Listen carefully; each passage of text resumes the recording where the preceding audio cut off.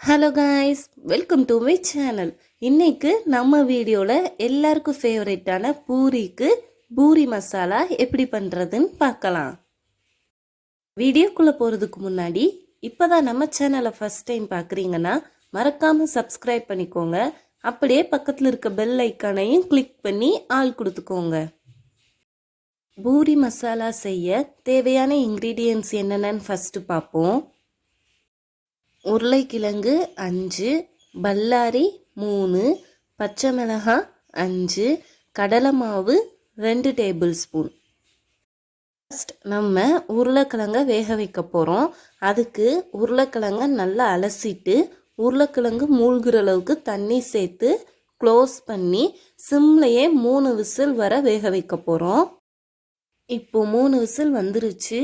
உருளைக்கிழங்கை தோல் எடுத்து வச்சுருக்கேன்.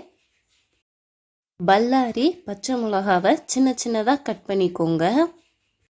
கடலை மாவு அது மூழ்கிற அளவுக்கு தண்ணி சேர்த்து வச்சுக்கோங்க. ஒரு பேனில் 2 டேபிள் ஸ்பூன் எண்ணெய் சேர்த்துக்கோங்க. எண்ணெய் நல்லா சூடானதும் கடுகு 1 டீஸ்பூன், உளுத்தம்பருப்பு 1 டீஸ்பூன் சேர்த்து பொரிய விடுங்க. இதோட கடலைப்பருப்பு 1.5 டீஸ்பூன் சேர்த்து பொரிய விடுங்க. கடலைப்பருப்பு கலர் சேஞ்ச் ஆகிற அளவுக்கு வறுத்துக்க போகிறோம்.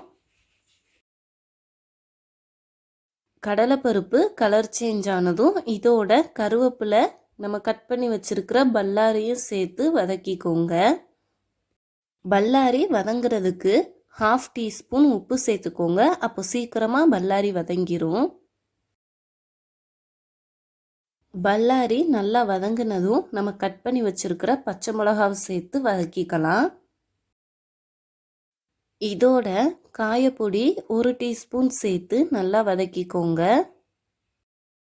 பல்லாரி பச்சை மிளகா நல்லா வதங்கினதும் நம்ம வேக வச்சிருக்கிற உருளைக்கிழங்க பீசஸாக கட் பண்ணி இதோட சேர்த்துக்கலாம். 1 டீஸ்பூன் மஞ்சப்பொடி சேர்த்து நல்லா கிளறி விட்டுக்கோங்க.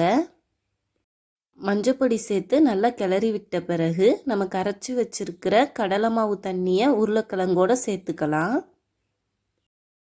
கடலை மாவை நல்லா கலந்து விட்டுட்டு பூரி மசாலாக்கு தேவையான தண்ணி சேர்த்துக்கோங்க. இந்த ஸ்டேஜில் பூரி மசாலாக்கு தேவையான உப்பு சேர்த்து கலந்து விட்டு கொதிக்க விடுங்க. ஒரு 2 to 3 மினிட்ஸ் நல்லா கொதிச்சதும் கலந்து விட்டுட்டு ஸ்டவ் ஆஃப் பண்ணிடலாம். கொத்தமல்லி இலை இருந்தால் ஃபைனலாக தூவிக்கோங்க. அவ்வளோதான், டேஸ்டியான பூரி மசாலா 15 மினிட்ஸில் வீட்டிலையே ரெடி. பூரி மசாலா ரெடி ஆகிருச்சு. இப்போது பூரி பாத்திரலாம். பூரியை எண்ணெயில் போட்டதும் சைடில் உள்ள எண்ணெயெல்லாம் பூரியில் எடுத்து ஊற்றுனா பூரி நல்லா புசு புசுன்னு வந்துடும். நல்லா பூரி புசு புசுன்னு வந்திருக்கு. பூரியும் ரெடி, பூரி மசாலாவும் ரெடி. அவ்வளோதான், டேஸ்டியான ஸ்பைசியான பூரி மசாலா எப்படி பண்ணுறதுன்னு பார்த்தோம். ரொம்ப சிம்பிள் ரெசிபி தான், ஈஸியாக பிரேக்ஃபாஸ்ட்டுக்கு பண்ணிடலாம். நீங்களும் கண்டிப்பாக வீட்டில் ட்ரை பண்ணி பாருங்கள். வீடியோ பிடிச்சிருந்தா மறக்காமல் லைக் பண்ணுங்கள், ஷேர் பண்ணுங்கள், சப்ஸ்கிரைப் பண்ணுங்கள். தேங்க்யூ.